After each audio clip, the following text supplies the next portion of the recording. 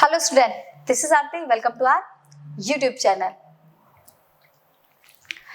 आज हम स्टार्ट करने वाले हैं, स्टार्ट तो हो चुका है, ठीक है। 9th क्लास सिविक्स का first chapter what is democracy and why democracy. इससे पहले हमने पाकिस्तान की स्टोरी के बारे में पढ़ा था। जनरल परवेज मुशर्रफ जो जनरल थे आर्मी कॉप के, उन्होंने एक मेजर डिसीजन डेमोक्रेसी के अंदर में होता है कि जो इलेक्टेड लीडर होगा वो मेजर डिसीजन लेगा, बट ऐसा पाकिस्तान में नहीं किया था क्योंकि उन्होंने इलेक्शन में चीटिंग करी थी, ठीक है। सेकेंड हमने चाइना के बारे में पढ़ा। चाइना में भी सिंगल पार्टी थी, कम्युनिस्ट पार्टी थी जो, और डेमोक्रेसी के अंदर तो ऐसा होता ही नहीं है कि सिंगल पार्टी ही हो, वही इलेक्शन करे, वही इलेक्शन में मतलब जीते। रेगुलरली इलेक्शन होते हैं और कोई भी पार्टी जीत सकती है। मेक्सिको के बारे में पढ़ा था। मेक्सिको की भी सॉरी सेम प्रोसेस थी, वहां भी एक ही पार्टी थी और बार बार वही विन हो रही थी और वो जीतने के लिए किसी भी हद तक जा सकते थे, ठीक है। अब तक की तो ये स्टोरी थी। अब आगे हम देखिए क्या पढ़ने वाले हैं जिससे हमें पता लगे कि क्या इस कंट्री में डेमोक्रेसी है या फिर नहीं है। तो चलिए देखते हैं अपना नेक्स्ट टॉपिक कि इस स्टोरी में किसके बारे में बात की गई है और किस कंट्री की बात है। क्या इस कंट्री में भी डेमोक्रेसी है या फिर नहीं है। तो चलिए देखते हैं, ठीक है। ये हमारा 1 पर्सन 1 वोट एंड 1 वैल्यू। अब इसका मतलब 1 पर्सन का मतलब क्या होता है। 1 पर्सन का मतलब ये हो रहा है कि कोई भी जो वोट डालने जा रहा है ना, वो एक ही पर्सन जाना चाहिए, ठीक है। ऐसा नहीं है कि एक से ज्यादा पर्सन वोट डालने जा रहे हैं, सिर्फ एक स्लिप पे एक के नाम पर ज्यादा वोट डाल रहे हैं, ठीक है। ऐसा नहीं होना चाहिए, पर्सन एक ही होना चाहिए वोटिंग में। और सेकंड क्या है, 1 वोट, और वोट भी एक ही होना चाहिए। ये नहीं है आपने एक पर्सन को 4 स्लिप दे दी, आप 4 वोट डाल दो, तो डेमोक्रेसी के अंदर ये काउंट नहीं हुआ। डेमोक्रेसी का रूल ही ये क्या है, 1 person 1 vote and 1 value. Person भी एक ही होना चाहिए, वोट भी एक ही होना चाहिए। जैसे क्या है, जैसे गांव वाले एरिया में क्या होता है, घूंघट में है, लेडीज जा रही है और वो बार बार वोट डालकर आ रही है, ठीक है। तो उसने तो बहुत सारे वोट डाल दिए ना, एक ही वोट डालना था, बट उसमें घूंघट में, आपको घूंघट तो हटाएगा नहीं कि भाई किसकी वाइफ है या किसकी बहू है, ऐसा तो कोई हटाएगा नहीं। तो उन्होंने क्या करा, एक से ज्यादा वोट डाल दिए, जो कि गलत होता है, ठीक है। एंड लास्ट में क्या है, 1 वैल्यू। अब जो वोट है उसकी वैल्यू भी 1 ही होनी चाहिए। ऐसा नहीं है कि कोई रिच पर्सन है तो हमने उसे 2 वोट दे दिए, ठीक, और कोई पुअर है तो हमने उसको वोट की वैल्यू को 1 ही काउंट किया या काउंट ही नहीं किया, ठीक है। और रिच है तो उसको हमने 2 वोट दे दिए, 4 वोट दे दिए, उनके वैल्यू का वोट सिंगल ही रहेगा, बट उसकी वैल्यू को डबल काउंट किया जाएगा। अगर रिच 50 वोट डाल के किए गए तो हम काउंटिंग इसकी कितनी कर रहे हैं, 100। और अगर पुअर 50 डाल के गए तो इनके वोट की काउंटिंग कितनी हो रही है, 50 हो रही है। तो ये तो मेजोरिटी में हो गए ना, जीतेगा तो हमेशा इनका लीडर। इसलिए कभी भी वोट की जो वैल्यू है, वोट की वैल्यू को भी सेम ही रखना चाहिए। अगर वोट एक है तो उसकी वैल्यू भी 1 ही होनी चाहिए, उसकी वैल्यू भी नहीं बढ़ानी चाहिए। तो चलिए देखते हैं। तो डेमोक्रेसी का रूल तो यही कहता है कि 1 पर्सन होना चाहिए, 1 वोट होना चाहिए और 1 ही वैल्यू होनी चाहिए। और दूसरा, कंट्री में रहने वाले सिटीजन्स को जो 18+ हैं या जो अडल्ट हैं, सभी को वोटिंग राइट मिलना चाहिए, ये डेमोक्रेसी कहती है, ठीक है। Main instance of denial of equal right to the two in the world. Main instance of denial of equal right to in the world, ठीक है। इन सऊदी अरेबिया, इसमें सऊदी अरेबिया की स्टोरी दी गई है। इसमें ये कहा गया है कि सभी को इक्वल राइट मिलने चाहिए पूरे वर्ल्ड में, सभी को इक्वल राइट, सभी को वोटिंग राइट। ऐसा नहीं है किसी को आप वोटिंग राइट ना दो कास्ट के बेस पे या उसकी वेल्थ के बेस पे, कि उसकी वेल्थ अमीर है तो दे दो, गरीब है तो मत दो, ऐसा नहीं होना चाहिए। सभी को वोटिंग राइट मिलना चाहिए। अब यहाँ पर सऊदी अरेबिया की स्टोरी दी गई है। सऊदी अरेबिया में क्या है, woman don't have the right to vote. ये तो पहले ही पॉइंट से गलत हो गया। क्यों, सऊदी अरेबिया में वुमेन्स को वोटिंग राइट नहीं है। और हमने भी क्या पढ़ा है कि मेन हो वुमेन हो, सबको इक्वल वोटिंग राइट मिलना चाहिए, बट सऊदी अरेबिया में वुमेन्स को वोटिंग राइट है ही नहीं। Estonia has made it's citizenship rules in such a way that people belonging to Russian minority find it difficult to get a right to vote. अब देखो Estonia समझो, Estonia एक छोटी सी country है रसिया के पास में। अब रसिया के पास में है तो जाहिर सी बात है रसिया के भी कुछ लोग एस्टोनिया में रहते होंगे, तो वहां पर क्या है, जो एस्टोनिया है, एस्टोनिया में रशियन माइनॉरिटी है। अब रशियन के लोग कम संख्या में रहते हैं तो माइनॉरिटी है, तो उनको वोटिंग के लिए, अपनी सिटीजनशिप के लिए जो रशियन माइनॉरिटी की बहुत ज्यादा डिफिकल्टी फेस करनी पड़ती है। इनको वोटिंग राइट नहीं दे रहे हैं। वो कह रहे हैं एस्टोनिया हमारी कंट्री है तो सिर्फ एस्टोनिया के जो लोग हैं वो ही वोट डालेंगे। तो क्या सिटीजन रशिया के जो सिटीजन है वो माइनॉरिटी में है तो क्या उनको वोटिंग राइट नहीं मिलना चाहिए? अरे सिटीजन तो वो एस्टोनिया के ही हैं, रशिया से पहले बिलोंग करते थे, बट अब तो कहाँ के सिटीजन है, अब तो एस्टोनिया के सिटीजन है ना, तो रशियन माइनॉरिटी को भी वोटिंग राइट मिलना चाहिए। बट यहाँ इन्हें बहुत ज्यादा इस चीज को लेकर डिफिकल्टी को फेस करना पड़ रहा है वोटिंग राइट के लिए। तो ये भी कॉन्सेप्ट गलत है, क्योंकि पहले ही बोल चुका है डेमोक्रेसी का रूल क्या कहता है, equal voting right, 1 person 1 value. ठीक है, नेक्स्ट है इन फिजी। फिजी की स्टोरी दी गई है। फिजी एक छोटा सा आइलैंड है। The electoral system is such that the broad of an indigenous Fiji has more value than that of an Indian Fijian. अब फिजी के अंदर क्या है, इलेक्टोरल सिस्टम वहां पर ऐसा है, उसका जो ब्रॉडर मीनिंग है ये कि जो इंडिजीनियस फिजी है, इंडिजीनियस फिजी वो फिजी होते हैं जो वहां के मूल निवासी, मतलब जो पहले से रह रहे हैं फिजी के ही हैं, उनको इंडिजीनियस फिजी बोला जाता है। ओके, हैज मोर वैल्यू, जो इंडिजीनियस फिजी है उनके जो वोट की वैल्यू है वो ज्यादा है। किसके वोट की वैल्यू से?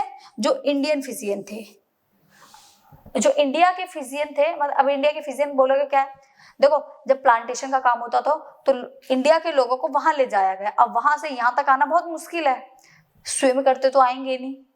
ठीक है, अब उनकी जनरेशन वही है, बट बिलोंग तो वो इंडिया से ही करते हैं, इंडिया के ही हैं, तो इसलिए उनको इंडियन फिजियन बोला जाता है। अब उन्होंने क्या कहा, जो इंडिजीनियस फिजी है उनकी वोट की वैल्यू तो ज्यादा है, किससे? जो इंडियन फिजी है, इंडियन फिजियन की जो वोट की वैल्यू कम है, और इंडिजीनियस जो फिजियन है उनकी वोट की वैल्यू ज्यादा है। अब इंडिजीनियस फिजियन के तो कभी लीडर बनेगा ही नहीं, क्योंकि उसमें क्या होता है, मेजोरिटी होती है।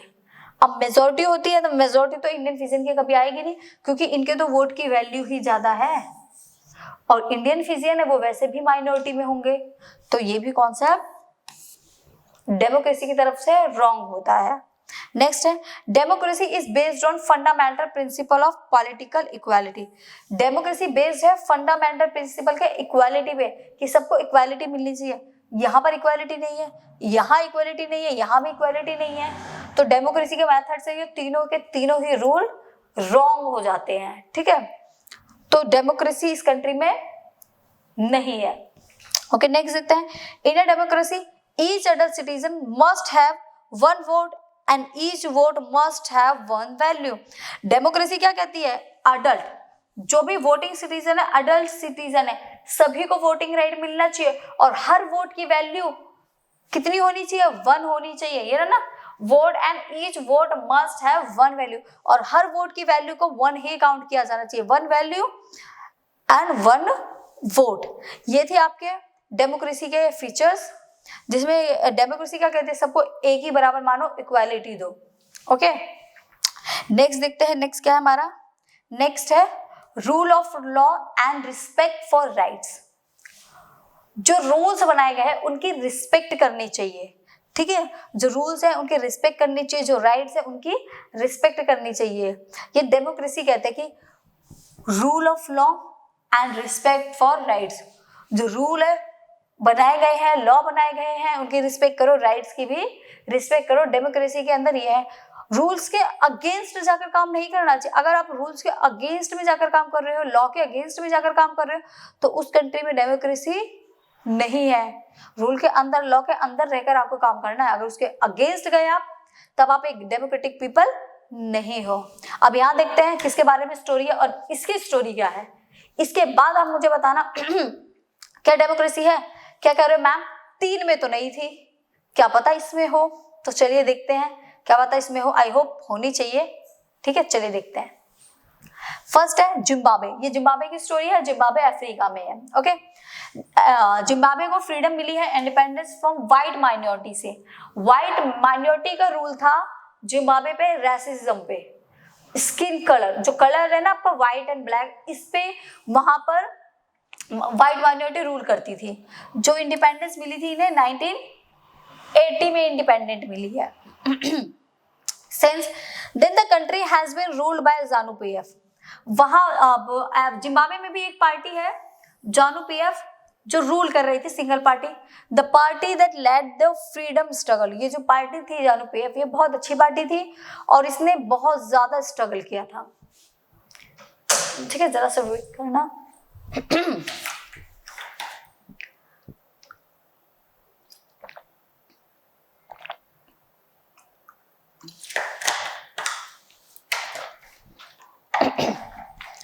ये जो ZANU PF पार्टी थी, इसने बहुत ज्यादा स्ट्रगल किया था। इस पार्टी ने जिम्बाब्वे को फ्रीडम दिलाई थी। ठीक है, फ्रीडम के टाइम पे बहुत ज्यादा स्ट्रगल फेस किया था। क्या करो मैम, ये पार्टी तो बहुत अच्छी है, फिर तो इसमें जिम्बाब्वे में डेमोक्रेसी है। चलिए देखते हैं है या नहीं है।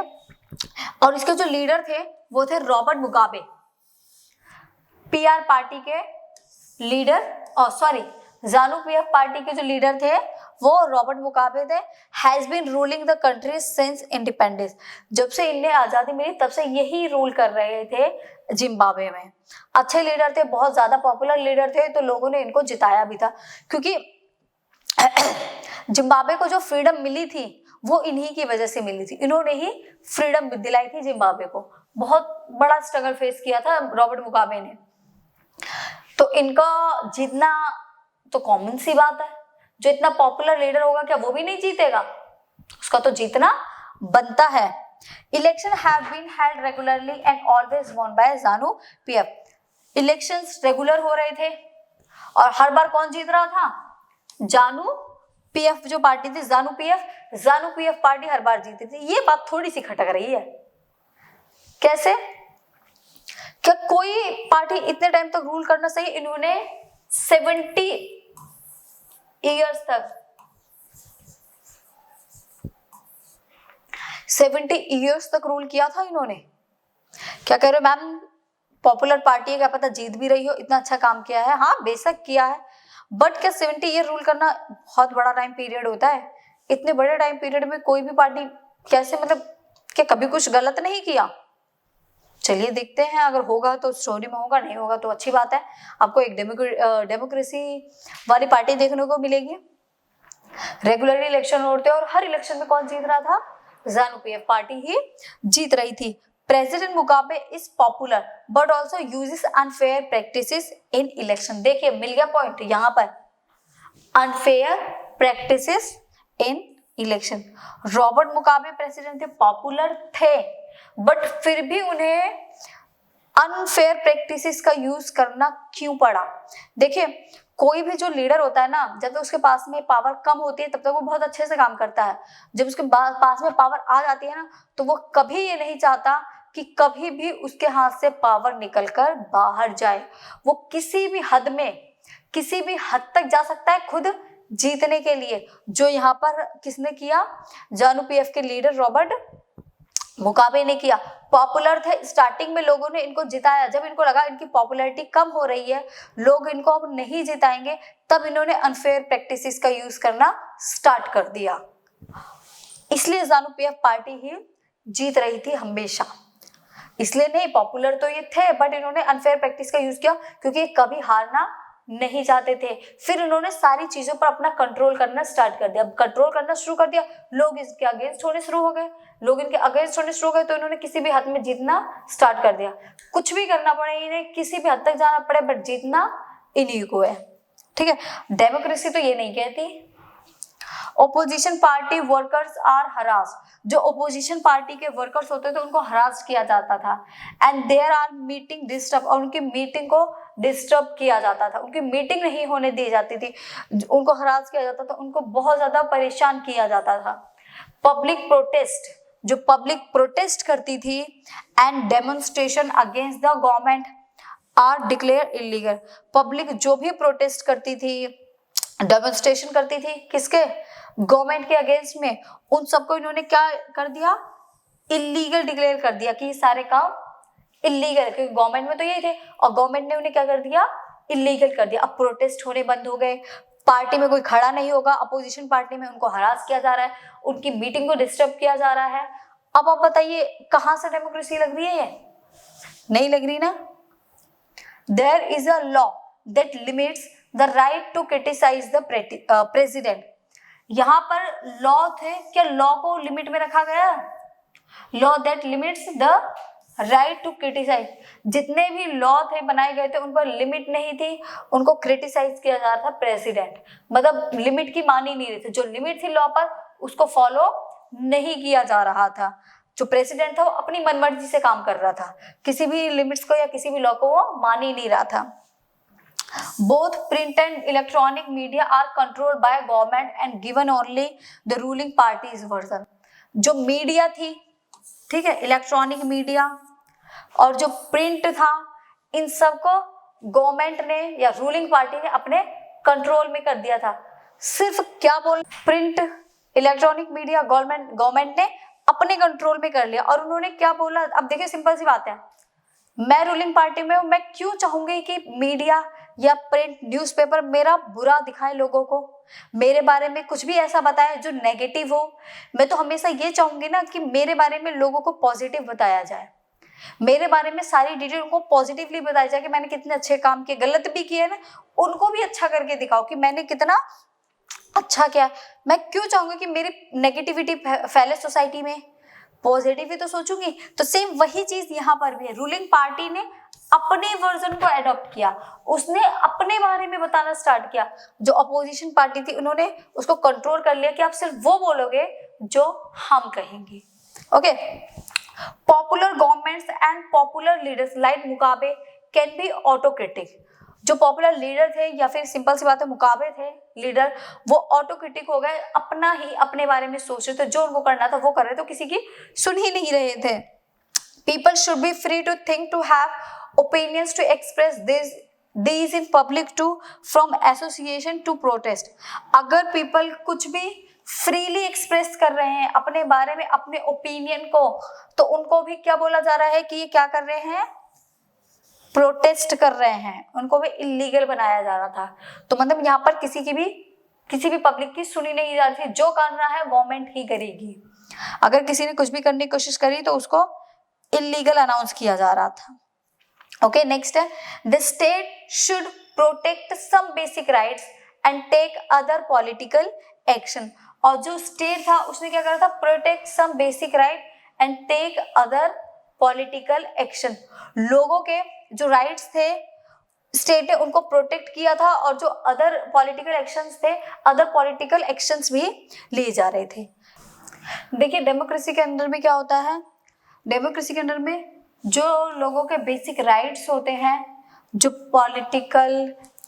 उस पर पॉलिटिकल एक्शन लिए जाते हैं, उनको प्रोटेक्ट रखा जाता है। डेमोक्रेसी इस पे फॉलो करते हैं, वो ये नहीं कहती कि लोगों के राइट को हरास करो, उनके लॉ को ना मानो। उस पर लिमिट लगाई जाती है कि आपको पब्लिक के लॉ को मानना पड़ेगा, जो पब्लिक चाहती है उसके अकॉर्डिंग काम करना पड़ेगा। ये नहीं कि जो लीडर है वो अपनी मनमर्जी से कुछ भी काम करता रहे, ऐसा डेमोक्रेसी के अंदर में नहीं होता। डेमोक्रेसी में लोगों के अकॉर्डिंग गवर्नमेंट को चलना पड़ता है, उनके राइट्स को भी प्रोटेक्ट करना पड़ता है। जैसे everyone should be equal in the eyes of the law, और लॉ के सामने सब इक्वल है, चाहे मेल हो फीमेल हो, किसी भी कास्ट, किसी भी रिलीजन, किसी भी कल्चर का हो, सब एक ही कैटेगरी में, ना कोई ऊपर ना ही कोई नीचे।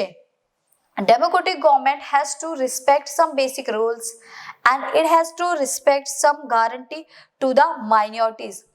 डेमोक्रेटिक गवर्नमेंट के अंदर में सारे रूल्स के रिस्पेक्ट की जाती है, रूल्स नहीं रूल्स, रूल्स की रिस्पेक्ट की जाती है एंड गारंटी दी जाती है कि जो भी यहाँ कंट्री में माइनॉरिटी में रह रहे हैं उनके साथ भी रिस्पेक्टफुली बिहेव किया जाएगा। ऐसा नहीं है जैसे उसमें क्या था, एस्टोनिया में रशियन माइनॉरिटी में थे तो उनको इक्वल वोटिंग राइट नहीं दिए जा रहे थे, बट ऐसा डेमोक्रेटिक कंट्री में नहीं होता। अगर कंट्री में डेमोक्रेसी है तो देखो कुछ चीजें एथनिक होती हैं जो हमें समझनी पड़ती हैं।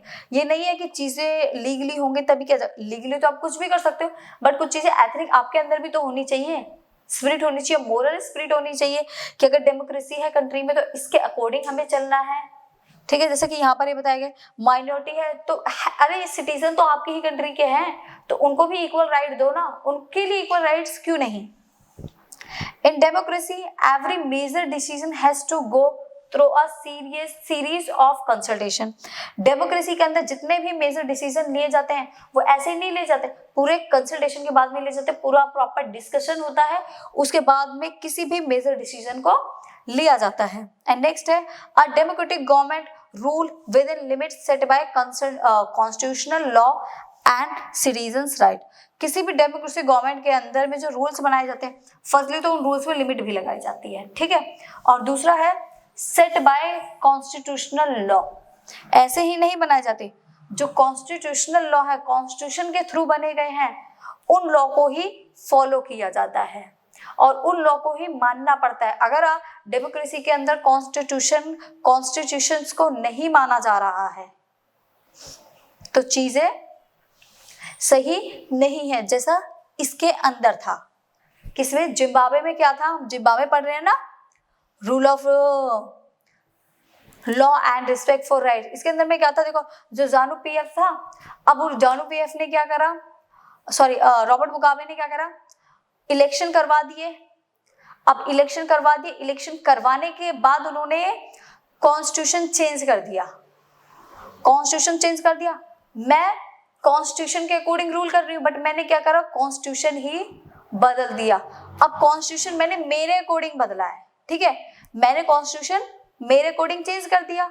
अब मैं लोगों को दिखा रही हूँ कि देखो मैं तो कॉन्स्टिट्यूशन के अकॉर्डिंग काम कर रही हूँ, बट क्या मैं एक्चुअल में कॉन्स्टिट्यूशन के अकॉर्डिंग काम कर रही हूँ? नहीं कर रही। क्यों? क्योंकि कॉन्स्टिट्यूशन तो मैंने मेरे फायदे के लिए बदल दिया। अब लोगों को लग रहा है कि हाँ भाई कॉन्स्टिट्यूशन के अकॉर्डिंग काम हो रहा है। क्यों? क्योंकि लोग तो मेरा बदला हुआ कॉन्स्टिट्यूशन देख रहे हैं, पहले वाला नहीं देखा। लोगों को तो वो दिख रहा है जो मैंने दिखाया है कि मैंने कॉन्स्टिट्यूशन के अकॉर्डिंग काम करा, बट मैंने तो कॉन्स्टिट्यूशन ही बदल दिया। तो क्या यहाँ पर हमने कॉन्स्टिट्यूशन की रिस्पेक्ट करी? नहीं करी, जो कि रॉबर्ट मुगाबे ने किया था, जो कि डेमोक्रेसी के तरफ से बिल्कुल ही गलत है। ऐसा डेमोक्रेसी के अंडर में नहीं है। डेमोक्रेसी है तो आपको जो कॉन्स्टिट्यूशन में है उसके अकॉर्डिंग काम करना पड़ेगा, ये नहीं कि आप कॉन्स्टिट्यूशन ही चेंज कर दो। ओके, तो चलिए देखते हैं, ये आपका रूल ऑफ लॉ भी हो गया, ठीक है। अब नेक्स्ट है हम इसके फीचर्स के बारे में पढ़ेंगे, ठीक है, कि डेमोक्रेसी के, वैसे मैंने आपको इसमें फीचर्स बताए हैं, बट फिर भी हम इसके बारे में एक बार और पढ़ेंगे, सारे फीचर्स के बारे में, कि और क्या क्या फीचर डेमोक्रेसी के अंदर में होने चाहिए। तो उन फीचर्स को हम पढ़ेंगे नेक्स्ट वीडियो में। तब तक के लिए चलो बाय बाय, मिलते हैं फिर नेक्स्ट वीडियो में।